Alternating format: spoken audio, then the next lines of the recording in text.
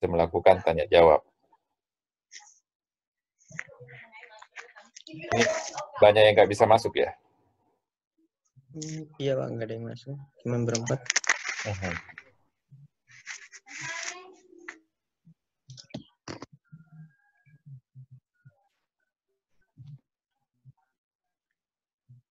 Oke, ada pertanyaan?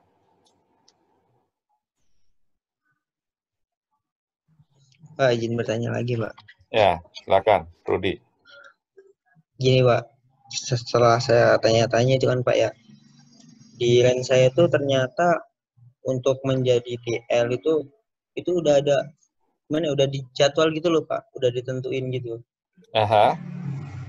Jadi kan kalau misalkan kita udah nyampe ke target antara kita tuh udah tercapai. Oke. Cuman kalau misalkan untuk menjadi TL kan udah diatur Pak, udah nanti ini TL selanjutnya ini, generasi yang akan datang TL-nya ini. Nah, kita kan nggak mungkin bisa nyelip tuh Pak. Itu gimana tuh jadinya Pak solusinya? Oh, oke. Oke, ada lagi yang lain?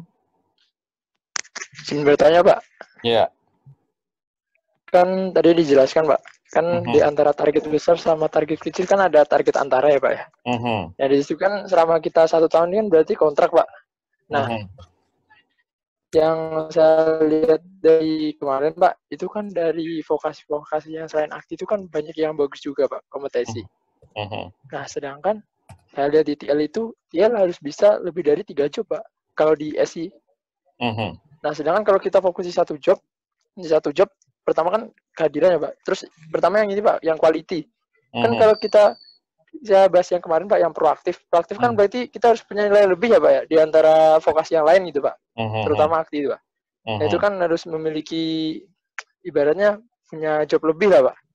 Nah, terkadang itu TL itu tidak mendukung Pak. Jadi kalau udah bisa di satu job tersebut, bisa misal kualitinya bagus di situ terus Pak. Jadi sengaja nggak dipisah-pisah. Sedangkan kalau kita ngobrol kan, kalau kita ngomong itu dikira ngelawan Pak, ngelawan kepemimpinan, itu solusinya gimana Pak? Oke. Ya. Nah, ini kan tadi ini kita bicara tentang kondisi yang ada di lapangan ya. Ya. Kondisi yang ada di lapangan. Nah, dulu juga nanti bisa juga konsultasi ya sama teman-teman, karena kan saya pengalaman saya lebih banyak di office ya. Pengalaman saya lebih banyak di office, mungkin ada teman-teman, mungkin ada Pak Juliarto, ada instruktur-instruktur ya, ada dosen-dosen, ada Pak Juliarto, ada Pak Dedi, ada Pak Akmal ya, yang ada di lapangan. Nah, intinya gini, intinya adalah tadi, seperti yang saya sampaikan sebelumnya, kalian juga itu, kemarin kan kita berbicara mengenai kita sebagai excellent sebagai makhluk sosial. Ya enggak? Nah, excellent sebagai makhluk sosial, rupanya di dalam kita bekerja, 80% itu keberhasilan kita itu dipengaruhi oleh yang namanya human relation, komunikasi. Ya. Human relation atau komunikasi. Nah, 20% itu sifatnya teknis. Nah, sehingga tadi yang disampaikan adalah kita juga tetap membangun human relation dengan TL yang kita punyai. Ya. Nah, TL yang kita punyai, TL itu kan pasti diberikan tugas, diberikan amanah, diberikan tanggung jawab untuk menyelesaikan tugas-tugas yang dia punyai, diberikan. Tugas-tugas yang diberikan sama GL-nya. Oke, masih ingat kemarin prinsip kita sebagai makhluk sosial? Yang pertama apa? Win-win solution. Yang kedua, memahami dulu sebelum dipahami. Yang ketiga adalah kolaborasi. Oke? Nah, kalau kita memahami ini, artinya apa? Kita harus pertama memahami kesulitan daripada TL itu apa? Kesulitan daripada TL, kita berusaha membantu dia. Contoh misalnya TL itu harus dikasih target. Target misalnya mencapai kualitas, target misalnya mencapai improvement, segala macam. Nah sekarang dari target yang dia diharapkan itu, ada nggak yang kita bisa bantu buat dia? Jadi ceritanya adalah kita jangan dulu menjual kita punya kebutuhan. Mau nambah kemampuan job, mau nambah apa, ya itu jangan dulu masuk ke situ. Tetapi kita bantu dia punya kesulitan apa dulu. Nah dari kesulitannya itu kita bantu dia, kita permudah dia. Contoh dia mau bikin laporan, kalian bisa PowerPoint, udah nanti Pak saya bantuin bikin laporan. Oke, contoh bisa mau bikin laporan, mau bikin A3 misalnya, oke Pak saya bisa bantu nggak? Bantu ngetikin.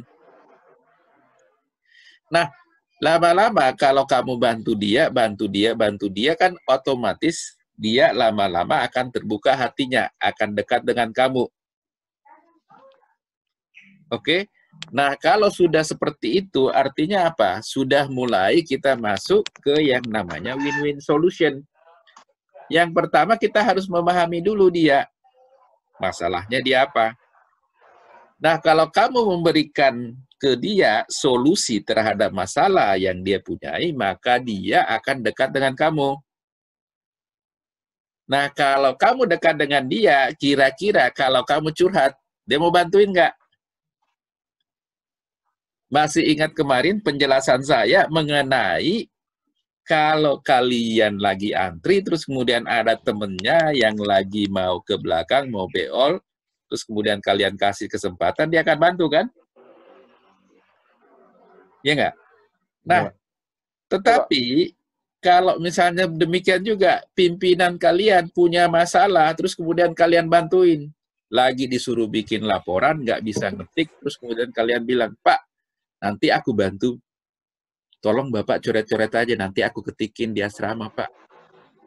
Nah, siapa tahu ya bisa membantu Bapak, bisa meringankan tugas Bapak.